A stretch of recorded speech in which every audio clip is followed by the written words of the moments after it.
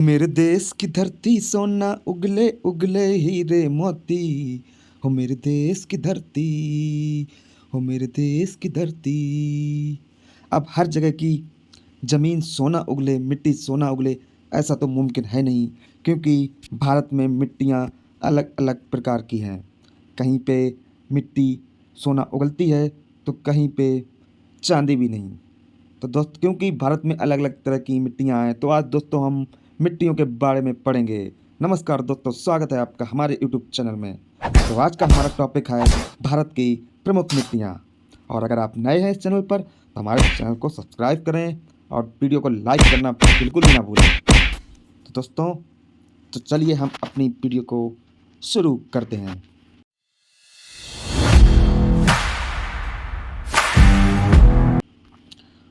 सबसे पहले हम भारत की सॉइल यानी मृदा या मिट्टी के बारे में पढ़ेंगे। आखिर मिट्टी होती क्या है? मिट्टी दोस्तों क्या है? मिट्टी कार्बनिक पदार्थ, खनिज, गैस और तरल पदार्थों और जीवों का मिश्रण है, यानी जो कि पौधों की वृद्धि, जल भंडारण, आपूर्ति, शुद्धिकरण के लिए एक माध्यम के रूप में कार्य करती है। मिट्टी पृथ्वी के वातावरण और कई जीवों के आवास को संशोधित करती है, जो कि पृथ्वी के पारिस्थितिकी तंत्र का एक प्रमुख घटक है। मिट्टी की संरचना 50% ठोस, जिसमें से 45% खनिज और 5% कार्बनिक पदार्थ होते हैं, और अन्य 50% छिद्र हैं जो आधे पानी से भरे हुए हैं, आधे गैस से भरे हुए हैं। इन सब को मिला के क्या बनता है? मिट्टी बनती है, यानी सॉइल। तो अब हम मिट्टी के प्रकार, टाइप ऑफ सॉइल्स, जानेंगे। तो दोस्तों, भारत में मृदा मुख्यतः 8 प्रकार की मिट्टी पाई जाती हैं, क्योंकि भारतीय कृषि अनुसंधान परिषद ICAR ने भारत की मिट्टी को 8 समूहों में विभाजित किया है, जिसमें हमारी पहली है जलोढ़ मिट्टी, दूसरी है काली मिट्टी, तीसरी है लाल एवं पीली मिट्टी, चौथी है लैटराइट मिट्टी, पांचवी है पर्वतीय मिट्टी या शुष्क मिट्टी, हमारी छठी है लवण मृदा, और हमारी सातवीं है जैव मृदा, और आठवीं है वन मृदा। तो आज इनके बारे में हम डिटेल से पढ़ने वाले हैं। तो हम चलिए वीडियो को आगे बढ़ाते हैं। तो हमारी सबसे पहले है हमारी जलोढ़ मिट्टी। जलोढ़ मिट्टी क्या है, पहले ये समझते हैं। दोस्तों, आप कभी अगर आप नदी के किनारे, आपका गांव आप रहते हो या नदी के किनारे कभी गए हो तो आपने देखा होगा कि नदी के किनारे, नदी जब बाढ़ से या कैसे भी मिट्टी बहा के लाती है, तो वो नदी के किनारे जो मिट्टी होती है, देखा होगा, उसे जलोढ़ मिट्टी कहते हैं। तो भारत में सबसे अधिक क्षेत्रफल में पाई जाने वाली जलोढ़ मिट्टी ही है। आप इस मैप को देख के आप देख सकते हैं कि जितना ये ब्लू ब्लू है, ये सारा एरिया, ये इधर से ये आया, ये सारा एरिया क्या है? जलोढ़ मिट्टी का भाग है।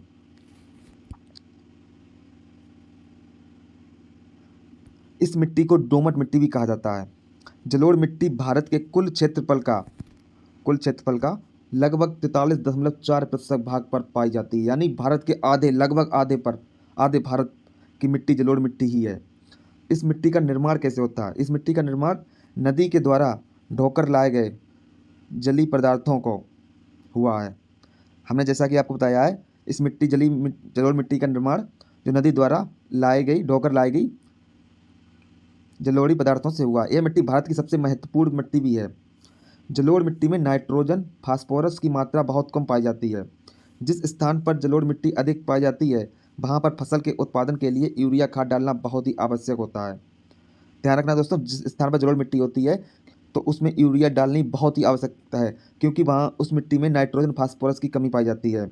इस मिट्टी का विस्तार मुख्य रूप से हिमालय की 3 प्रमुख नदी, गंगा, ब्रह्मपुत्र और सिंधु नदी बेसिनों में पाया जाता है। इसके अंतर्गत उत्तर प्रदेश, बिहार, पश्चिम बंगाल, पंजाब, हरियाणा, आसाम के मैदानी क्षेत्र तथा पूर्वी तटीय भाग मैदानी क्षेत्र आते हैं। देखिए दोस्तों, अगर आप मैप को देखेंगे तो आप जल्दी समझेंगे। देखिए, जैसा कि बताया है कि ये पंजाब, हरियाणा, ये उत्तर प्रदेश, पंजाब, हरियाणा, आसाम, और ये देखिए भारत के किनारे किनारे दक्षिण भारत में ही चले आइए, यहाँ तक एक भाग कौन सा है? ये जलोढ़ मिट्टी का भाग है। अब इस मिट्टी को भी 2 भागों में बांटा गया है। पहली है खादर और दूसरी है बांगर। अब समझते हैं खादर और बांगर क्या होती है। पहले समझते हैं बांगर।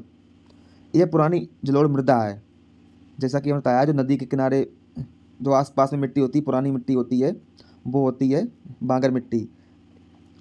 इसमें खादर की अपेक्षा मृदा के कण मोटे पाए जाते हैं। यहाँ प्रतिवर्ष बाढ़ का पानी नहीं पहुँचता है। चलो हम इनमें पहले अंतर समझते हैं। यह पुरानी जलोढ़ मृदा है और यह नवीन जलोढ़ मृदा है। यह मतलब नवीन मतलब नई, खादर है जो नई है और बांगर है वो पुरानी है। इसमें खादर की अपेक्षा मृदा के मोटे कण पाए जाते हैं, लेकिन खादर में महीन मृदा के कण पाए जाते हैं। यहाँ प्रतिवर्ष बाढ़ का पानी नहीं पहुँचता है। यहाँ प्रतिवर्ष बाढ़ का पानी पहुँचता है। यह खादर की अपेक्षा कम उपजाऊ मिट्टी है। यह बांगर की अपेक्षा अधिक उपजाऊ मिट्टी होती है। इस मिट्टी में चूने ग्रंथि पाई जाती हैं। इस मिट्टी में चूने की ग्रंथि नहीं पाई जाती हैं। दोस्तों ध्यान रखना, ये वाली मिट्टी जो है ये सब ज़्यादा उपजाऊ है, क्योंकि ये नदियाँ जो बाढ़ आती है नदी में, तब जो बहाकर नदी लाती हैं वो हमारी खादर मिट्टी ही होती है, क्योंकि वो नई मिट्टी होती है। क्योंकि हर बार बाढ़ से नई मिट्टियाँ नदी लेके आती है, तो वो कौन सी होती है? खादर। इस मिट्टी में खादर की अपेक्षा अधिक सिंचाई की आवश्यकता पड़ती है और इस मिट्टी में खादर की अपेक्षा कम सिंचाई की आवश्यकता पड़ती है। बांगर मृदा का निर्माण प्लीस्टोसीन काल तक हुआ। खादर मृदा का निर्माण प्लीस्टोसीन से अब तक हो रहा है। तो ये तो हमने पढ़ा बांगर और खादर। अब हमारी नेक्स्ट आती है काली मिट्टी, ब्लैक सॉइल। ये है हमारी ब्लैक सॉइल, काली मिट्टी। भारत में जलोढ़ मिट्टी के बाद सबसे अधिक इस्तेमाल काली मिट्टी का किया जाता है। इसीलिए क्षेत्रफल की दृष्टिकोण से देखा जाए तो भारत में काली मिट्टी का दूसरा स्थान है। जलोढ़ मिट्टी के बाद दूसरे स्थान पर काली मिट्टी है। काली मिट्टी को रेगुर और काली कपास मिट्टी के नाम से भी जाना जाता है दोस्तों। और काली मिट्टी को लावा मिट्टी भी कहा जाता है। वो किस लिए कहा जाता है? क्योंकि इसका निर्माण ज्वालामुखी विस्फोट से निकले लावा के ठंडे होने के उपरांत बेसॉल्ट लावा के अपक्षय से हुआ है। ध्यान रखना दोस्तों, काली मिट्टी का निर्माण कैसे हुआ है? काली मिट्टी का निर्माण जो जब ज्वालामुखी का विस्फोट होता है तो उससे जो लावा निकलता है, उसके बाद जब लावा ठंडा हो जाता है और जम जाता है, बाद में ये चट्टानों में टूट जाता है और मिट्टी के रूप में परिवर्तित हो जाता है, काली चट्टानों के रूप में। काली मिट्टी में नाइट्रोजन और फास्फोरस की मात्रा अधिक नहीं पाई जाती है, क्योंकि इसमें लोहा, चूना, मैग्नीशियम, एल्युमिनियम की मात्रा अधिक पाई जाती है। काली मिट्टी में पोटास की मात्रा भी अधिक नहीं होती है। काली मिट्टी का उपयोग सबसे अधिक कपास के उत्पादन में किया जाता है, इसीलिए इसे कपास मिट्टी भी के नाम से भी जाना जाता है। इसके साथ ही इस मिट्टी में धान की खेती भी अच्छी होती है। इसके अलावा काली मिट्टी में मसूर, चने की अच्छी उपज होती है। अब काली मिट्टी का रंग काला क्यों होता है? काली मिट्टी का रंग काला टिटेरी फेरस मैग्नेटाइट की वजह से काला होता है। तो दोस्तों इसके लिए अच्छी ट्रिक है कि इसका रंग काला क्यों होता है? टिटेरी फेरस मैग्नाइट, यानी मैग्नेट मतलब काली होती है, चुंबक होती कैसी होती है? काली। तो इसी वजह से याद रखना, टिटेरी फेरस मैग्नेटाइट की वजह से काला होता है। यह मिट्टी महाराष्ट्र, ये देखिए दोस्तों एरिया, आप मैप से सब समझेंगे। यह मिट्टी महाराष्ट्र, गुजरात के सौराष्ट्र, मालवा का पठार, मध्य प्रदेश, छत्तीसगढ़ के पठार में मुख्य रूप से पाई जाती है। इसके अलावा गोदावरी और कृष्णा नदी बेसिन में भी इसका विस्तार है। तो जैसा कि आप मैप में देख सकते हैं, काली मिट्टी का ये एरिया है, ये गुजरात, महाराष्ट्र, ये देखिए दोस्तों, ये इधर आइए एमपी, ये छत्तीसगढ़, इनमें काली मिट्टी पाई जाती है। नेक्स्ट है हमारी लाल एवं पीली मिट्टी, रेड एंड येलो सॉइल। अब अगर इस लाल मिट्टी और पीली मिट्टी का एरिया देखा जाए तो इसका एरिया तीसरे स्थान पर भारत में है। ये दोमट मिट्टी और काली मिट्टी के बाद इसका तीसरा स्थान है। भारत में लगभग 5.18 लाख वर्ग किलोमीटर पर लाल मिट्टी पाई जाती है। इस मिट्टी का निर्माण ग्रेनाइट चट्टान के टूटने से की गई है। इस मिट्टी का निर्माण कैसे होता है? ग्रेनाइट, जब ग्रेनाइट चट्टानें टूटती हैं तो उनसे क्या हमारी लाल मिट्टी बनती है। लाल मिट्टी तमिलनाडु, गोवा, कर्नाटक, उड़ीसा, दक्षिण महाराष्ट्र राज्य में सबसे अधिक विस्तृत हालत में पाई जाती है। देखिए दोस्तों, ये देखिए, अब इधर चले आइए, ये देख, तमिलनाडु, गोवा, कर्नाटक, उड़ीसा और इधर थोड़ा दक्षिण महाराष्ट्र, देखिए इनमें सब में पाई जाती है लाल मिट्टी। जो आप लाल देख रहे हैं यही है। और वहीं अगर पीली मिट्टी की बात की जाए तो ये दोस्तों भारत की ये साइड में ये सब सारी पीली मिट्टी है। लाल मिट्टी में आयरन ऑक्साइड, फेरस ऑक्साइड यानी Fe2O3 पाया जाता है, जिसकी वजह से इसका रंग लाल दिखाई देता है। इसका रंग लाल क्यों होता है? क्योंकि इसमें लाल मिट्टी में कौन आयरन ऑक्साइड यानी फेरस ऑक्साइड पाया जाता है, इसी की वजह से इसमें लाल रंग पाया जाता है। लाल मिट्टी फसल के उत्पादन के लिए अच्छी नहीं होती है। इस मिट्टी में अधिकतर मोटे अनाज जैसे ज्वार है, बाजरा है, मूंगफली है, अरहर है, मक्का है, इनकी उपज होती है। इसके अलावा इस मिट्टी में धान की खेती भी की जाती है। जब लाल मिट्टी वाले क्षेत्र में अधिक वर्षा हो जाती है दोस्तों, जिस स्थान पर लाल मिट्टी है और उस स्थान पर बहुत अधिक वर्षा हो जाती है, तब लाल मिट्टी से रासायनिक तत्व अलग हो जाते हैं, वर्षा से रासायनिक तत्व अलग हो जाते हैं और वो मिट्टी पीली बन जाती है। और पीली मिट्टी सबसे ज़्यादा कहाँ पाई जाती है? केरल में पाई जाती है। ये देखिए साइड में, केरल साइड में ये पीली मिट्टी पाई जाती है। तो ध्यान रखना दोस्तों, जब अधिक वर्षा होती है तो उसमें जो रासायनिक लाल मिट्टी के रासायनिक तत्व होते हैं वो बह जाते हैं पानी के साथ और पीली मिट्टी बच जाती है। अगली है हमारी लेटराइट सॉइल। यह मिट्टी भारत में 1.26 लाख वर्ग किलोमीटर पर पाई जाती है। लेटराइट मिट्टी में लौह ऑक्साइड और एल्युमिनियम ऑक्साइड की अधिक मात्रा पाई जाती है।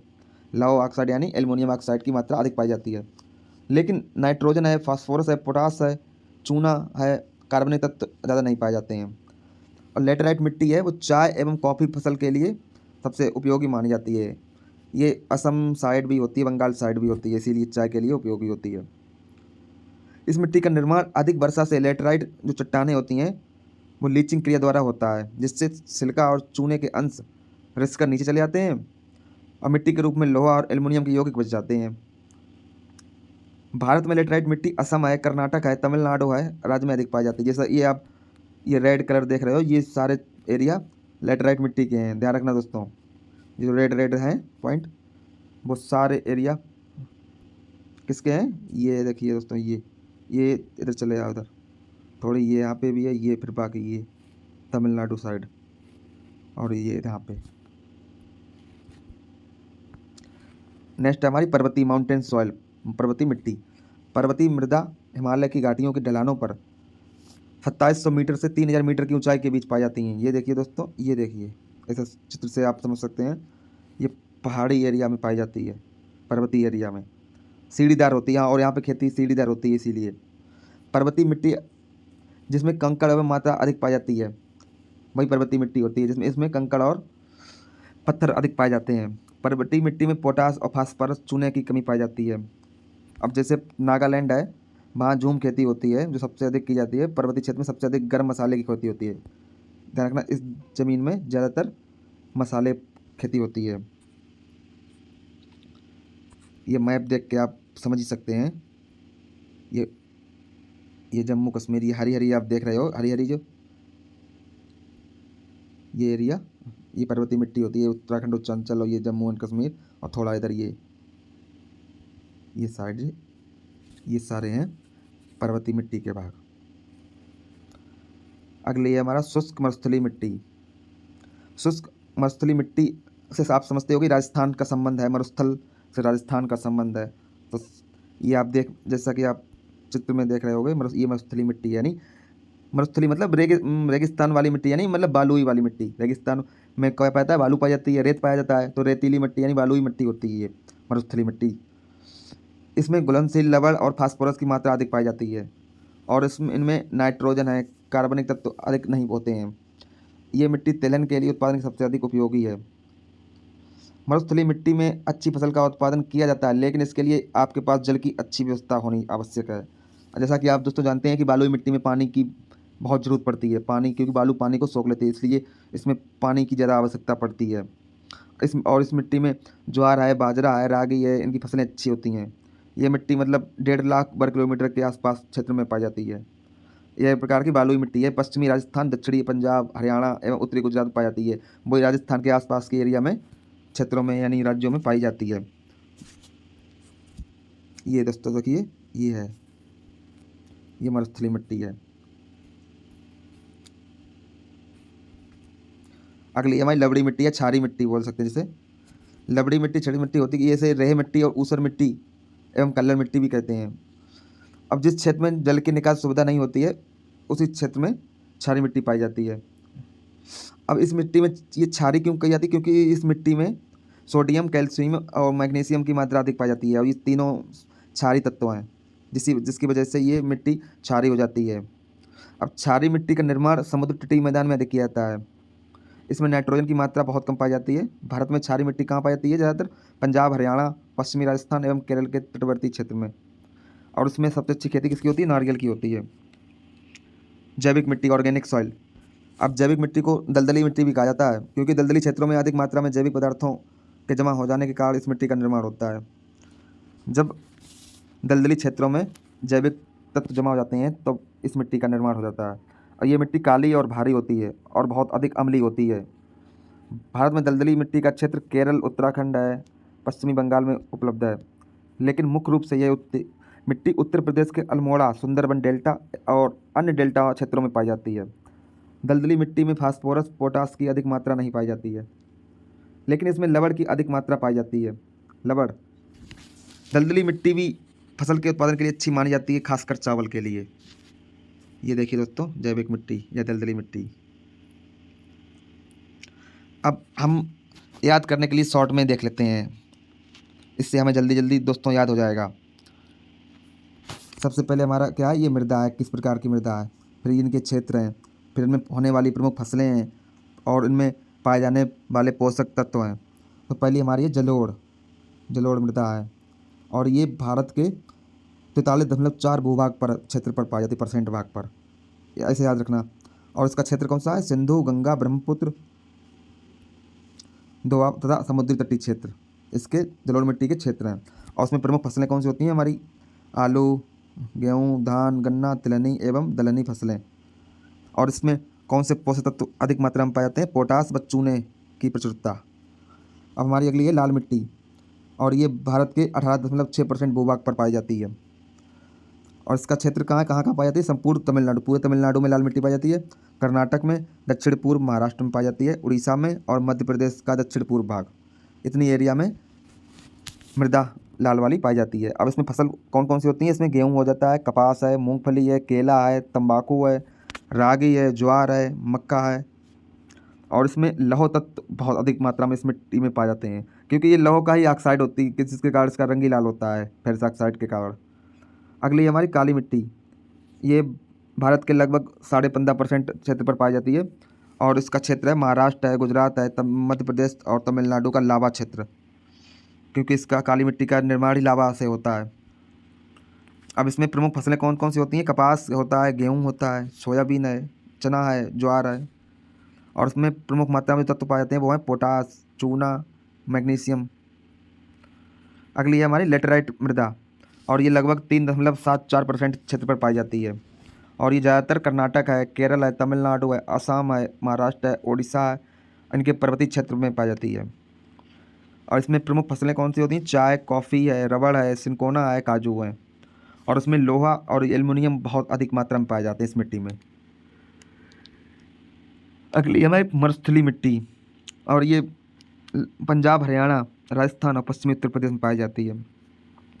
इसमें बाजरा, ज्वार, मोटे अनाज और सरसों, जौ होते हैं, और इसमें मुख्य रूप से लवण है, फास्फोरस बहुत अधिक मात्रा में पाए जाते हैं। फिर आती है हमारी पर्वतीय मृदा, ये कश्मीर से अरुणाचल प्रदेश तक है। इसमें सेब, नाशपाती, आलू, ये 3 फसलें होती हैं, और उसमें पोटास और फास्फोरस अधिक मात्रा में पाए जाते हैं। तो अब दोस्तों हम कुछ क्वेश्चन जो प्रीवियस ईयर में आए हुए हैं, इंपॉर्टेंट क्वेश्चन के और आंसर जान लेते हैं। तो सबसे पहले हम पहला क्वेश्चन पढ़ेंगे, इन क्वेश्चन को ध्यान से पढ़ना और याद रखना। भारत में सबसे अधिक बार आने वाली मिट्टी कौन सी है। तो दोस्तों जलोढ़ मिट्टी है, जो देश में सबसे आम प्रकार की मिट्टी है, जो कुल भूमि का लगभग 40% है, 43% है, ध्यान रखना दोस्तों। हमारा अगला प्रश्न है, रेगुर मिट्टी को किस प्रकार की मिट्टी कहा जाता है, रेगुर मिट्टी। तो दोस्तों काली मिट्टी को रेगुर मिट्टी या काली कपास मिट्टी के रूप में जाना जाता है। तो रेगुर मिट्टी को कहा जाता है, तो रेगुर मिट्टी काली मिट्टी को कहा जाता है। और काली मिट्टी को एक और नाम है, वो क्या है, काली कपास मिट्टी, क्योंकि इसमें कपास अधिक और अच्छी मात्रा में होता है। अब काली मिट्टी के लिए सबसे अच्छी फसल कौन सी है, तो जैसा हमने अभी बताया था, कपास सबसे आम फसल है, जिसे काली मिट्टी पर उगाया जा सकता है। काली मिट्टी पर उगाई जाने वाली अन्य महत्वपूर्ण फसलें गेहूँ, ज्वार, अलसा, बजानिया, तंबाकू, अरंडी, सूरजमुखी और बाजरा हैं। अगला प्रश्न है, किस मिट्टी में सबसे अधिक ह्यूमस है। तो क्ले मिट्टी विशेष रूप से समृद्ध होती है, और उसमें बहुत अधिक ह्यूमस होता है, क्योंकि ह्यूमस मिट्टी के साथ अच्छी तरह मिश्रित होता है। ह्यूमस मतलब पोषक तत्व, जैसे मैग्नीशियम, एल्युमिनियम जो पोषक तत्व होते हैं उनको ह्यूमस कहते हैं। अगला है हमारा, किस प्रकार की मिट्टी को लावा मिट्टी कहा जाता है। जो तो जैसा बताया था हमने, किस मिट्टी को बताया कहा जाता है, अभी हमने आपको जल्दी बताया था काली मिट्टी, क्योंकि इसका निर्माण लावा से ही, ज्वालामुखी से निकले लावा से ठंडा होकर चट्टानों में बनने का टूटने के बाद होता है। तो आग्नेय जो चट्टानें होती हैं उनके टूटने से काली मिट्टी बनती है। ज्वालामुखी से निकला लावा तब ठंडा जम जा गया था, नतीजन इसे लावा मिट्टी के रूप में भी जाना जाता है। अगला है खेती के लिए सबसे उपजाऊ मिट्टी कौन सी है। तो खेती के लिए सबसे उपजाऊ मिट्टी झरझरा दोमट मिट्टी है, जो कार्बनिक पदार्थों से ढकी होती है, जो पानी को अवशोषित करती है और फसलों को पोषक तत्व प्रदान करती है। अब अगला है किस मिट्टी में ह्यूमस की मात्रा अधिक नहीं होती है। तो जलोढ़ मिट्टी और जंगल या पहाड़ की मिट्टी में खोजी गई 8 प्रकार की मिट्टी में ह्यूमस की मात्रा सबसे अधिक होती है। हालांकि दोमट मिट्टी, जिसमें समान मात्रा में रेत गाद मिट्टी होती है, उच्चतम ह्यूमस सांद्रता वाली मिट्टी का प्रकार है। अगला है मिट्टी की परतें क्या है। अब मिट्टी की परतें समझते हैं। तो क्षैतिज का उपयोग मिट्टी के नाम और वर्गीकरण के लिए किया जाता है। मृदा प्रोफाइल को 4 परतों में बांटा गया है। ओ क्षैतिज, एक क्षैतिज, बी क्षैतिज या उपभूमि, और सी क्षैतिज या मिट्टी का आधार। ये क्या है, मिट्टी की परतें हैं। लाल मिट्टी किससे बनी होती है। तो लाल मिट्टी का रंग मिट्टी में लोहे की उच्च सांद्रता के कारण होता है। जैसा कि हमने बताया था, लोहे के ऑक्साइड पाए जाते हैं, इसीलिए उनके कारण इस मिट्टी का रंग लाल होता है। यह मिट्टी nitrogen, humus, phosphoric acid, magnesium और चूने में कम है, लेकिन पोटास में उच्च है, यानी इसमें पोटास बहुत है। और इसका पीएच उदासीन से अम्लीय तक है, यानी ये मिट्टी अम्लीय होती है। किस मिट्टी में सबसे अधिक नमी होती है। तो मिट्टी से समृद्ध मिट्टी में औसतन सबसे बड़ा छिद्र स्थान होता है, और इस प्रकार सबसे बड़ी कुल जल धारण क्षमता होती है। मिट्टी से समृद्ध मिट्टी में लाल मिट्टी में किस प्रकार के पौधे पनपते हैं। तो लाल मिट्टी में कपास, गेहूँ, चावल, दालें, बाजरा, तम्बाकू, तिलहन, आलू और फल लाल मिट्टी में ज़्यादा पनपते हैं।